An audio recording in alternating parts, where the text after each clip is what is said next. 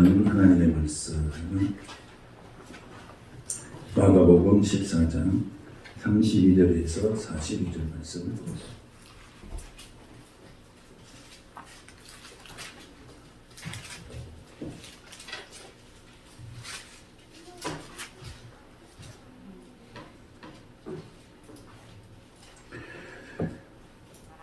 마가복음 14장 32절에서 42절 말씀 함께 보겠습니다.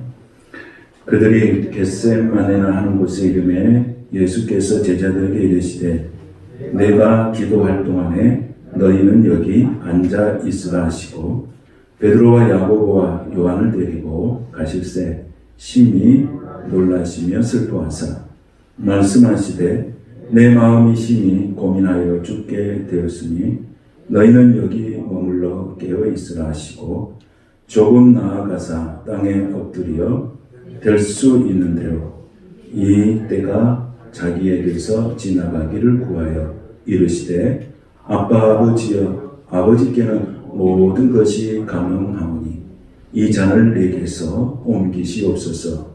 그러나 나의 원대로 마시옵고 아버지의 원대로 하옵소서 하시고 돌아오사 제자들이 자는 것을 보시고 베드로에게 말씀하시되 시몬아 자느냐 네가 한 시간도 깨어 있을 수 없더냐 시험에 들지 않게 깨어 있어 기도하라.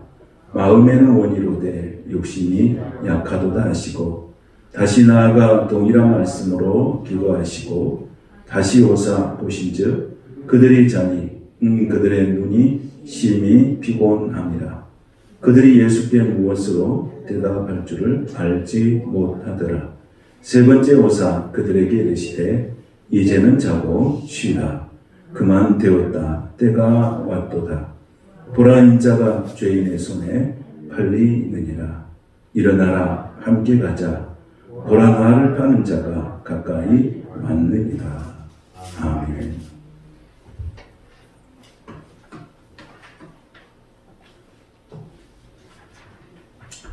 오늘 말씀 제목은 고통을 이기는 힘, 이런 제목으로 말씀을 같이 나누겠습니다.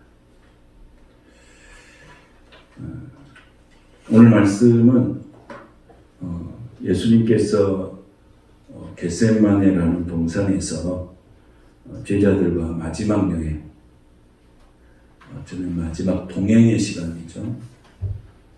그 시간의 사건을 오늘 우리에게 말씀해 주고 있습니다. 성경의 장 중에서 어떠냐, 이 장이 가장 무거운 장이죠. 예수님이 십자가 앞에서 곧 있으면 십자가에 죽으심을 당하실 그 예수님의 제자들과 마지막 여행, 그리고 거기서 쏟으시는 피와 땀을 통해서 얼마나 처절한 몸부림이 있었는지 우리에게 보여줍니다. 우리가 이 땅에서 삶을 산다는 것은 어떤 의미에서는 고통의 연속이다, 그렇게 볼 수 있습니다. 모든 사람들은 다 한 가지의 고통의 짐들을 다 짊어지면서 살아갑니다. 그래서 그 고통의 짐이 우리가 어떤 다가올 고통, 지금 내가 당하는 고통이 아니고 지금 내일 모레 이제 그 고통이 다가온다는 것을 느끼면서 산다는 것은, 그 고통을 겪는 것은 그 고통보다도 몇 배나 더 불안하고 긴장이 되는 더 큰 고통이 될 것입니다. 오늘 주님이 십자가를 지실 그 시간이 다가오고 있습니다. 그가 겪으실 어떤 고통이 어떤 것인가를 우리가 알 수가 있죠. 매를 맞을 때보다도 매를 맞으려고 기다리는 시간이 더 힘들고 또 고통스러운 것이죠. 예수님은 그 모습을 우리에게 보여줍니다. 고통을 당할 때보다도 고통을 당하기 전에 듣던 예수님의 영적, 심리적, 정서적, 육체적 이런 모습을 적나라하게 보여주는 것이 바로 겟세마네 동산에서의 예수님의 기도입니다. 32절 말씀을 같이 보십시다. 다 같이 읽겠습니다. 그들이 겟세마네 라는 예수께서 제자들에게 이르시되 내가 기도할 동안에 너희는 여기 앉아 있으라 하시고, 그들이 겟세마네라 하는 곳의 이름에, 그래서 겟세마네는 산 이름이 아닙니다. 겟세마네라고 하는 곳은 감람산, 우리가 잘 아는 감람산의 하나의 동산, 겟세마네는 하나의 동산이고, 감람산이라고 하는 큰 산의 동산의 이름이 겟세마네예요. 근데 이 겟세마네라고 하는 뜻은 굉장히 그 의미 있는 그런 이름입니다. 이게 기름을 짜는 틀, 이런 뜻입니다. 기름을 짜는 틀. 그래서 예수님께서 이 겟세마네라고 하는 곳에 가서 기도를 참 많이 하셨어요. 그래서 성경에 보면 감람산 이렇게 등장하는데 기도를 참 하셨는데, 누가복음에 보면은 하나님의 아들 예수님이심에도 불구하고 습관을 따라서 기도했다 그랬습니다. 예수님께서 하시는 기도는 거룩한 습관이었어요. 기도가 습관이 되었어요. 그래서 거기 가서 이렇게 예수님이 기도하시는 그 모습이 있습니다. 그런데 예수님은 이 겟세마네라고 하는 것은 기도의 장소였어요. 제일 마지막에 십자가에 죽으시기 전까지도 예수님은 겟세마네라는 곳에서 기도하시다가 가신 거예요. 그러니까 예수님의 삶은 기도로 시작해서 기도로 마친 거예요. 그래서 십자가상의 7원의 말씀도 다 기도의 말씀이거든요. 그러고 난 다음에 예수님이 제자들에게 뭐라고 말씀하시냐면, 마지막에 보니까 여기 앉아 있으라 그랬어요. 여기 앉아 있으라 말은 무슨 말이겠어요? 너희들 여기 앉아 있어. 너희는 여기서 기도해라, 그런 뜻이겠죠. 여기서 너희는 기도해라. 이렇게 하시고 이제 33절에 보면 베드로와 야고보와 요한을 데리고 가실새 심히 놀라시며 슬퍼했다 그랬어요. 심히 놀라시며 슬퍼했다. 이런 감정을 왜 제자들이 못 느꼈을까? 왜 이런 제자들이 이런 공감 능력이 떨어졌을까? 그런 생각을 우리가 할 수 있겠죠. 심히 놀라고 슬퍼하는 그런 예수님의 모습이 있는데 공감 능력이 없을까? 같이 살고 같이 밥을 먹고 살아도 왜 이렇게 모를까 하는 거예요. 그래서 34절에 보면 말씀하시되 내 마음이 심히 고민하여 죽게 되었으니 너희는 여기 머물라 깨어있으라 하시고 그랬어요. 예수님께서 깨어있으라고 하신 말씀은 일상적으로 많이 쓰는 말씀이에요. 깨어있으라는 말씀. 그래서 우리가 그 전장 마가복음 13장 33절에 보더라도 주의하라 깨어있으라. 그 다음에 35절에 보면 그러므로 깨어있으라. 37절에 보면 깨어있으라. 이렇게 깨어있으라고 하는 말을 참으로 예수님께서 많이 하시는 거예요. 깨어있으라는 일상적인 예수님의 그 말씀의 용어들이라고 볼 수가 있습니다. 이게 무슨 말씀입니까? 이 어두운 시대에는 한 사람만 깨어있어도 소망이다는 뜻이에요. 한 사람만 깨어. 제자들에게 말씀하실 때 너희들 제자들 중에서 한 제자만 깨어있으면 된다는 거예요. 시대가 바뀐다는 거예요. 여러분의 가정에 한 사람만 깨어있으면 여러분의 가정이 살게 될 줄로 믿습니다. 교회 안에 한 사람만 깨어있으면 교회가 살아나는 거예요. 이 나라 이정자들 정치하는 사람도 한 사람만 깨어있는 사람이 있으면 이 나라 정치가 정말 아름답게 하나님의 뜻에 맞는 정치가 되는 거예요. 그래서 하나님은 제자들에게, 예수님 제자들에게 너희들이 한 사람만 깨어있어도 역사가 바뀔 것이다. 이걸 예수님께서 계속 강조해요. 깨어있으라. 못 알아듣는 거예요. 말귀를 알아들었는데 못 알아듣는 거예요. 여러분 우리가 철이 들었다고 할 때 언제가 철이 들었다고 하죠? 철이 들었다는 표현을 쓸 때 언제입니까? 우리 자식이 철이 들었다. 부모의 말귀를 알아들을 때, 그렇죠? 알아들을 때. 뭐 말인지 알아들을 때.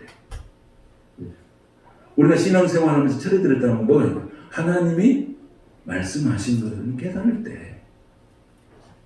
제자들은 못 깨달았어요. 그 제자들이 철이 언제 들었죠? 제자들은 철이 들었잖아요. 지금 철이 없어. 근데 철이 들었어요. 언제 철이 들었습니까? 자, 다락방에서 성령이 충만한 하나님의 이제 부활의 증인이 되고, 그리고 다락방에서 모여서 성령의 충만한 역사를 통해서 그들을 통해서 교회의 기초가 세워지면서 하나님의 복음을 증거할 때, 그때서 비로소 누구의 마음을 알게 된 거예요? 예수님의 마음을 알게 된 거예요. 그때는 이미 예수님은 이제 승천하고 계실 때죠. 승천하실 때. 그러니까 우리가 부모들을 섬기고 또 효도한다는데 언제 효도합니까? 돌아가신 후에 사람들 항상 보면 돌아가신 후에 효자들이 많이 나오더라고요. 이번 시골에 한번 가봤더니 그 동네의 좋은 자리는 햇빛이 딱 쬐고 좋은 자리는 다 누가 계세요? 돌아가신 분들이 다 차지하고 있어요. 돌아가신 분들이. 그래서 내가 그랬어요. 아니 저렇게 좋은 땅, 저렇게 햇빛이 쨍쨍 쬐는 그 좋은 땅들은 왜 돌아가신 분들이 다 차지하고 살아있는 사람들은 그것을 이렇게 관리하고 그러고 사시더라고요. 그래서 참 아이러니하다. 기독교 신앙의 힘은 뭡니까? 기독교 신앙의 힘은 뭐예요? 살아계실 때 잘하시는 거예요. 돌아가실 때 좋은 옆자리 보고 거기다가 묘 쓰고 이런 게 아니고 살아계실 때 하나님의 말씀 안에서 효를 해라. 할렐루야. 이게 기독교의 효인 줄로 믿습니다. 그건 기독교예요. 근데 예수님의 제자들도 예수님과 같이 있을 때는 몰라. 무슨 말을 해도 알아듣지도 못해. 예수님이 십자가에 죽겠어? 예수님이 어떤 위대하신 분이신데 산자도 살리시고 5,000명을 먹이시고 놀라운 풍랑도 잠잠하게 하시는데 저 따위 사람들에게 잡혀가서 예수님이 죽겠어? 이런 생각을 하고 사는 거예요. 그때는 예수님이 깊은 구속의 은혜를 알 수가 없어요. 그러나 그 후에 하지 않은 거죠. 우리가 하나님의 은혜를 알고 말씀을 깨닫고 우리가 영적으로 처리되려면 성령의 충만함을 입어야, 성령의 임재를 경험해야 그때서 우리는 비로소 알게 되는 줄로 믿습니다. 그러지 않을 때는 아무리 말을 해도 못 알아듣는 거예요. 못 알아듣는 거예요. 오늘 제자들이 못 알아듣잖아요. 그래서 예수님께서는 기도하실 때 무시로 성령으로 날마다 기도하죠. 기도가 습관이 된 거예요. 35절에 보면 조금 나아가서 땅에 엎드려 될 수 있는 대로 이때가 자기에게서 지나가기를 구하여. 그 다음에 36절을 다 같이 한번 읽겠습니다. 시작. 이르시되 아버지여, 아버지께서는 모든 것이 가능하오니 이 잔을 내게서 옮기시옵소서. 그러나 나의 원대로 마시옵고 아버지의 원대로 하옵소서 하시고. 아멘. 여기서 아빠 아버지 이런 이 어린아이가 정말로 힘들어가지고 어린아이가 더 이상 기댈 것이 없었으며 너무너무 힘들어서 아버지에게 기대는 그런 마음의 표현이에요. 아빠 아버지 아무것도 기댈 것이 없는데 결국 내가 아버지 외에는 기댈 언덕이 없구나 하면서 거기에 기대고 있는 그런 표현이 바로 아빠 아버지예요. 아빠 아버지.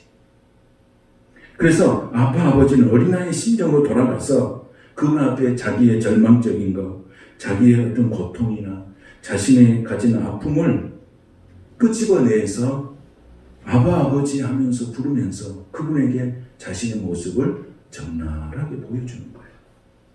여러분, 기도라고 하는 것은 그거예요. 기도는 뭡니까? 기도는 미사 여구를 하는 게 기도가 아니에요. 아름다운 말을 하는 것이 기도가 아니에요. 내 속에 있는 쓰레기, 내 속에 있는 상처, 내 속에 있는 아픔, 내 속에 있는 고통들을, 이런 것들을 다 끄집어내서 하나님 앞에 그대로 드러내 보이는 것이 기도예요. 하나님 앞에 기도할 때 힘들 때는 정말 내가 힘들다 기도해요. 내가 아프면 정말 아프다고 기도하지. 내가 어떤 것이 관계가 깨졌으면 그걸 적나라하게 자세하게 소상하게 우리 예수님께 기도하는 거예요. 하나님께 기도하는 거예요. 그때 하나님께서 거기에 이루하고 응답해 주시는 거예요. 여러분, 우리가 기도할 때 우리는 정말 마음이 너무 힘들 때는요, 기도 안 되는 거예요. 기도가 안 돼. 근데 옆에 사람 그러잖아요. 기도해. 그래요. 기도를 할 수가 없어요. 너무 힘들면. 내가 입을 열어서 기도할 수가 없어요. 그럼 누가 해줘야 되겠어요? 그걸 보고 있는 사람이 기도해 줘야 돼요. 기도해라고 하는 사람이 기도해가 아니라 내가 당신을 위해서, 집사님을 위해서 내가 기도해 드릴게요. 이것이 정상적이에요. 기도해, 이건 기도할 수 없어요. 예수님께서 그 기가 막힌 상황 속에서 기도하는 것이 예수님께 하시는 거예요. 우리가 그런 상황에서는 기도할 수 없어요. 기가 막힌데 기도가 나오겠어요. 그런데 저도 너무 힘들고 정말 기도가 되지 않을 때는 교회 와서 딱 앉아서 한숨만 푹 쉬고 있어요. 한숨만 쉬고 있어요. 이 속에 있는 것, 가슴 속에 있는 것 한숨으로 내뱉으면서 그렇게 기도해요. 한숨만 쉬어요. 한숨만 쉬어도 한숨만 하나님 앞에 나와서 한숨만 쉬고 가도 기도가 응답이 되고 한숨만 쉬고 가도 마음에 평안이 찾아오고 한숨만 쉬고 가도 하나님의 역사가 있습니다. 왜? 하나님은 내 마음을 나보다 나를 더 깊이 아시게 내가 한숨을 쉬고 있는데 네가 왜 한숨을 쉬고 있는지를 우리 예수님이 아십니다. 우리 하나님이 아십니다. 그래 여러분 막 기도를 막 육장하게 한다 해서 물론 그렇게도 할 수 있어요. 그러나 더 중요한 것은 내 속에 있는 것, 내 속에 있는 응어리지고 아프고 고통스러운 이 모습을 한숨만 쉬어도 하나님은 아시고 응답하시는 하나님이신 것을 믿으시기 바랍니다. 겟세마네 동산에서 기도하시는 예수님은 예수님이시니까 할 수 있어요. 그러나 우리는 거기 가면 한숨 오히려 할 수 없을지도 몰라요. 예수님은 그 속에서 기도하잖아요. 어떻게 기도합니까? 이 잔을 내게서 옮기시옵소서. 그렇게 하죠. 가장 인간적이죠. 그렇죠? 예수님이 뭐 이 잔을 그냥 마셔버리고 예수님 그냥 이기면 되는 것이지. 응? 우린 그러잖아요. 아빠가 뭐 힘들어? 아빠가 뭐 이렇게 아빠는 뭐 슈퍼맨이야? 엄마는 무슨 슈퍼걸이야? 다 연약한 존재들이잖아요. 예수님께서도 이 잔을 내게서 옮기시옵소서라고 하는 것은 인간적으로 가장 순박한 표현이잖아요. 예수님도 그 앞에서 어떻게 보면 긴장하고 떨고 있는 거죠. 그런데 예수님 뭐라고 합니까? 뭐라고 표현합니까? 이 잔을 내게서 옮기시옵소서. 그러나 나의 원대로 마옵시고 아버지의 원대로 하시옵소서. 여러분 십자가의 정신의 핵심이 뭔지 아십니까? 그게 순종이에요. 우리가 순종하려면 십자가의 정신으로 돌아가야 순종할 수 있어요. 그렇지 않으면 순종이 안 돼요. 우리가 예수 안에서 순종한다 그러면 십자가의 정신으로 돌아와야 순종이 돼요. 예수님이 하나님 앞에 순종하듯이 우리가 그것을 느껴져야 순종할 수 있어요. 우리에게는 본성의 죄악성이 뭐냐면은 거역의 영이 있어요. 거역의 영. 여러분 아이들이 조금만 커봐요. 뭐부터 배우는지 알아요? 싫어요. 요거부터 배워요. 아이들이 싫어요. 우리 속에는 죄성이 있어요. 그런 거역의 영이 있거든요. 그래서 순종이 쉽지가 않은 거예요. 그래서 우리가 순종을 가르치잖아요.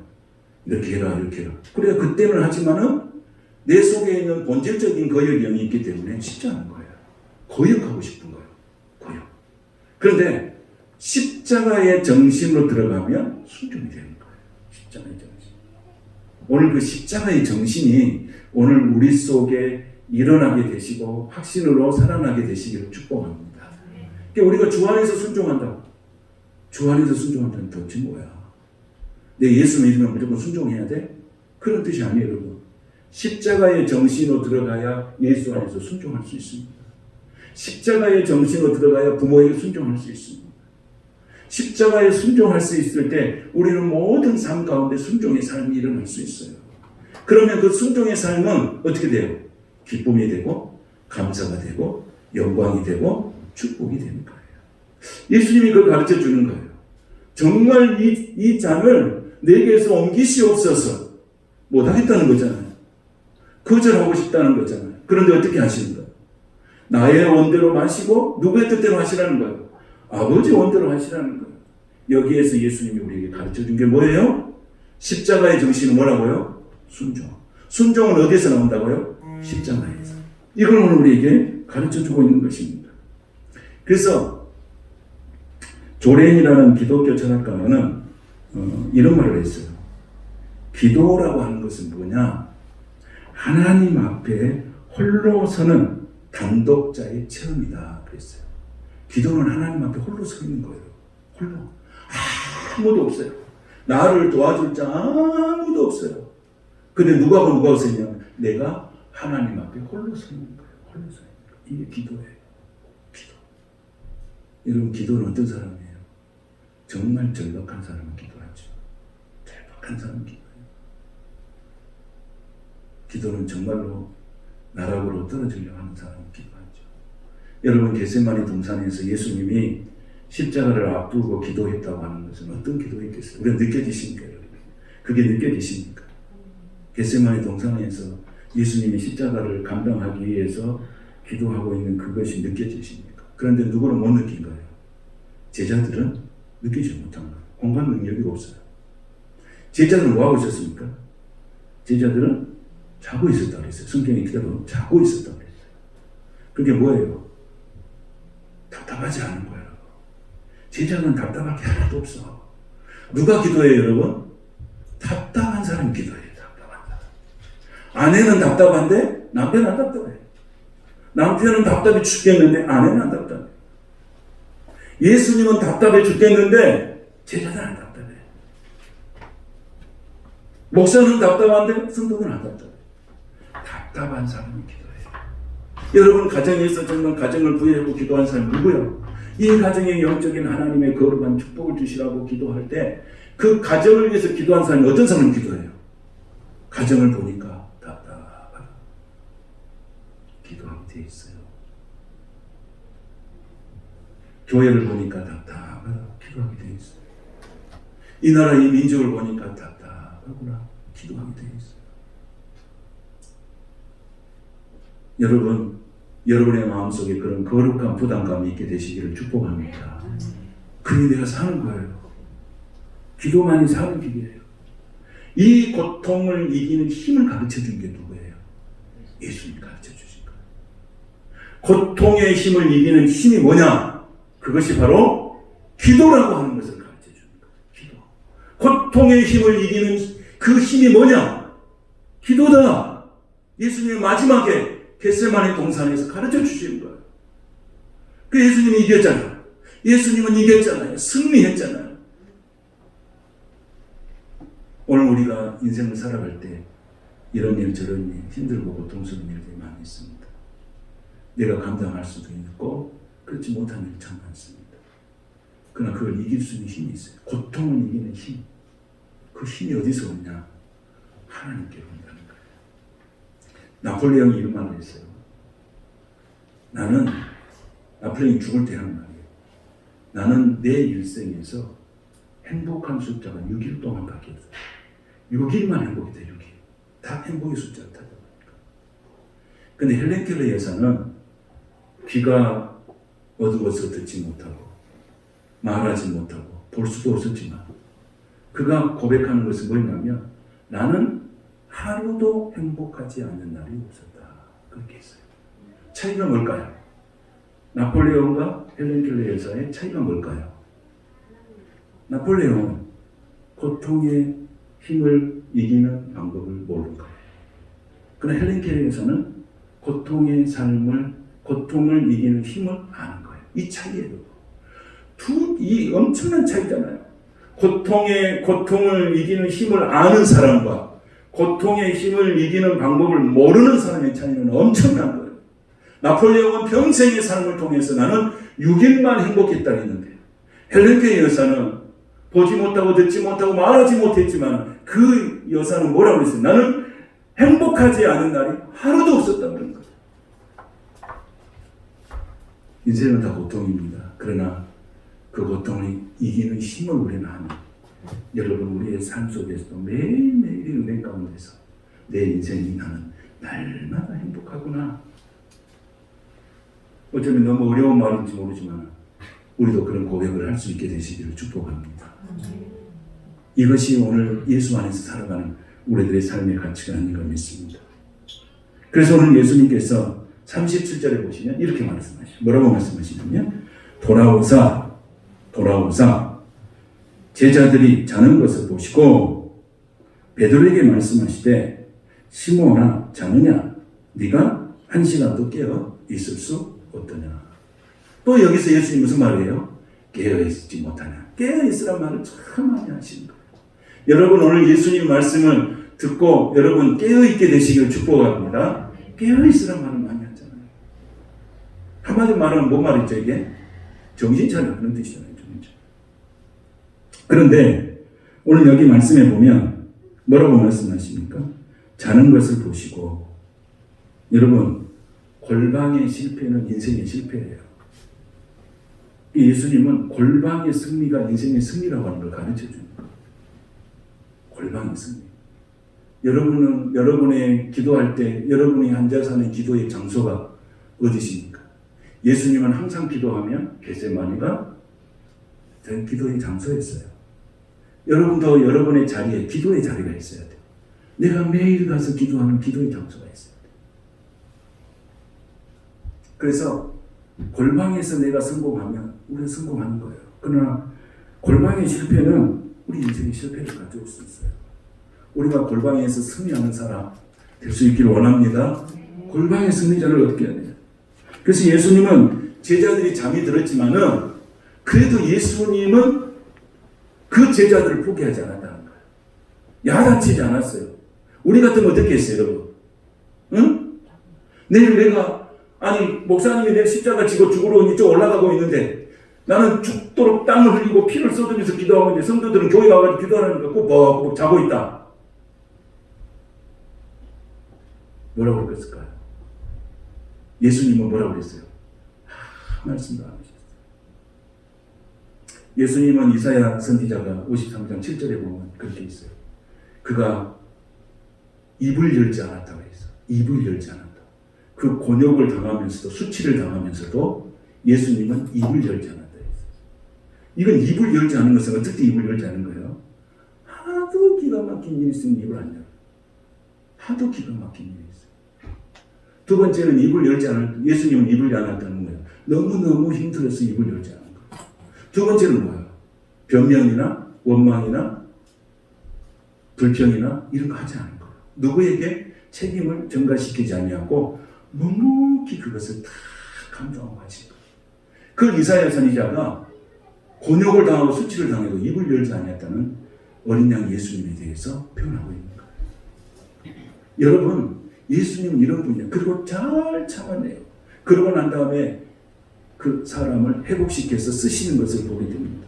오늘 보면 예수님은 제자들을 결코 포기하거나 그들을 통해서 절대 좌절하지 않았어요. 사람에 대해서 절대 하나님은 예수님은 포기하지 않으세요. 이게 예수님 마음이에요. 아무리 어떤 사람을 예수님은 누구도 포기하지 않으시냐면 자기를 팔았던 가룟 유다도 포기하지 않으셨어요. 이게 예수님이세요. 예수님이 가룟 유다도 사랑으로 받을 수 있었어요. 예수님은 그 누구도 포기하지 않습니다. 여러분 예수님은 저와 여러분을 포기하지 않으신 줄로 믿습니다. 그 누구도 포기하지 않으세요. 다 하나님은 사람들이 이러잖아요. 사람은 고쳐서 못 써. 이런 말을 하잖아요. 그건 세상 사람 하는 소리예요. 그러나 하나님은 어떻게 해요? 우리를 고쳐 쓰시는 줄로 믿습니다. 고쳐서 하나님의 마음에 맞는 도구로 쓰시는 거예요. 이게 하나님이에요. 제자들을 다 고쳐 쓰시잖아요. 제자들 중에서 똑바른 제자 몇 명 누가 있어요? 다 고쳐 쓰시는 거예요. 다 고쳐 쓰시고 저도 고쳐 쓰시고 여러분도 고쳐 쓰시고 다 하나님 나라 확장을 위해서 하나님의 영광을 위해서로 다 고쳐 쓰실 줄로 믿습니다. 우리 자녀들을 보세요. 우리 자녀들도 하나님이 어떻게 하세요? 내가 어떻게 하나님 자녀는 안 되죠. 하나님이 다 고쳐서 쓰실 줄로 믿습니다. 그럼 우리는 뭐만 하면 돼요? 자녀들을 하나님 앞에 다 맡기고 기도하면 하나님이 고쳐 쓰십니다. 아멘. 내가 걱정할 거 없어요. 내가 기도하면 됩니다. 고쳐 쓰십니다. 이 제자들을 예수님께서 어떻게 해요? 잘 참아내잖아요. 묵묵히 자고 있어. 그러니까 이제 예수님 몇 번째 와서 그 관찰을 했습니다. 성경에 보니까 세 번이 왔어요.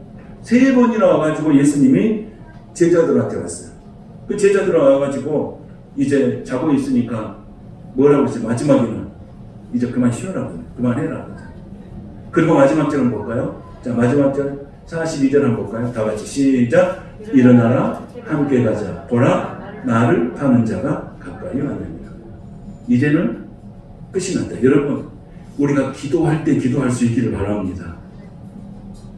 전도할 때 전도할 수 있고, 내가 예배할 때 예배할 수 있어야 돼요. 항상 기회가 있는 게 아니에요. 지금은 은혜의 날이고, 지금은 구원의 때가 됐어요. 항상 있는 게 아니에요, 여러분. 항상 있는 게 아니에요. 내가 기도할 수 있을 때 여러분 열심히 기도하시고, 내가 정말 예배할 수 있을 때 정신을 다해서 예배 드리시고, 내가 어떤 영적인 사역을 할 수 있는 데 최선을 다하십시오. 그렇지 않으면 후회가 됩니다. 반드시 후회가 됩니다. 그래서 예수님 제자들에게 그러죠. 이제 그만해라. 오늘 하나님께서 예수님께서 겟세마네 동산에서 기도하는 그 기도의 아픔과 절망과 좌절, 이걸 우리에게 느끼게 하시고, 또 거기에서 우리가 고통 속에서 살아가는 사람들이 어떻게 이겨내는가 하는 것을 우리에게 좀 가르쳐 주고 있습니다. 여러분 인생의 삶에 있어서 힘들고 어려울 때 어떻게 해결하십니까? 무엇을 해결하십니까? 세상 사람들은 힘들면 어떻게 합니까? 다른 방법을 통해서 다 해결하려고 합니다. 그럼 우리는 해결하는 방법이 있습니다. 가르쳐 주셨습니다. 뭡니까? 기도가 문제 해결의 열쇠인 줄 믿습니다. 기도하면 돼요. 나는 기도할 수 없다. 그럼 뭘 하면 돼요? 주기도문을 한 100번 하세요. 주기도. 나는 기도를 못하면 주기도만 100번 하세요. 100번. 주기도문 100번. 우리가 하는 기도에는 그 주기도문 속에 있는 내용이 다 들어가 있어요. 그래서 그 주기도문 내용을 우리가 풀어서 기도하는 거예요, 여러분. 오늘 장로님이 대표기도 하셨죠. 그 대표기도를 여러분 한번 생각해 보세요. 주기도문 속의 내용을 잘 정리해서 기도하는 거예요. 우리의 언어와 우리의 형편에 맞게끔 그걸 풀어서 하나님 앞에 올려드리는 거예요. 그러니까 나는 기도가 잘 안 되는데 그럼 뭐 하라고요? 주기도문을 몇 번 하라고요? 100번. 할 수 있겠죠? 그거 할 수 있겠죠? 그거 하시면 돼요. 그것처럼 완벽한 기도예요. 주기도문처럼 완벽한 기도가 그 기도하세요. 오늘부터 반드시 시작하세요. 우리 자녀들도 기도를 그렇게 시작하세요. 주기도문 하시고. 그래서 고통을 이기는 힘은 어디에서 나온다고요? 기도에서 나옵니다. 그래서 예수님께서 강조하는 말이 뭐였다고요? 항상 강조하는 말이 깨어있어라. 깨어있어라. 여러분 깨어있게 되시기 원합니다. 정말 깨어있어서 하나님의 거룩함을 잊게 되시기 원합니다. 그래서 오늘 하나님이 말씀하시는 그 기도의 힘, 왜 이것을 우리에게 예수님께서 말씀하시고 강조하게 될까? 우리도 세상에 살면 뭘 당하게 되겠어요? 우리가 세상에 살면서 다 당할 수 있는 환난을 다 당할 수 있어요. 너희가 세상에서 환난을 당하나 여기로 끝나지 않았어요. 어떻게 했어요? 담대하라. 내가 세상을 이겼노라 했어요. 그 이기는 힘을 오늘 예수님이 가르쳐 주십니다. 그게 뭐예요? 기도예요. 아멘. 그 우리는 세상을 이길 수 있습니다. 할렐루야. 세상을 이기는 이기심이 우리의 믿음이라고 했어요. 믿음, 기도. 이것이 오늘 세상을 이기며 고통을 이기는 힘이 됩니다. 오늘 성도 여러분들의 삶 가운데 하나님의 기도와 평강이 있기를 원합니다. 그래서 우리 기도해야 됩니다. 저를 한번 따라해 보겠습니다. 저를 한번 따라해 보겠습니다. 아버지, 제게 악한 세상을 이길 힘을 주시옵소서. 아버지, 현재와 미래의 모든 시련과 고통을 이길 힘을 주시옵소서. 고난 속에서도 믿음을 잃지 않게 도와주시옵소서. 모든 유혹과 시험을 이길 수 있는 힘을 주시옵소서. 아멘. 기도하고 사느냐 그렇지 않고 사느냐는 인생에 엄청난 차이가 있습니다.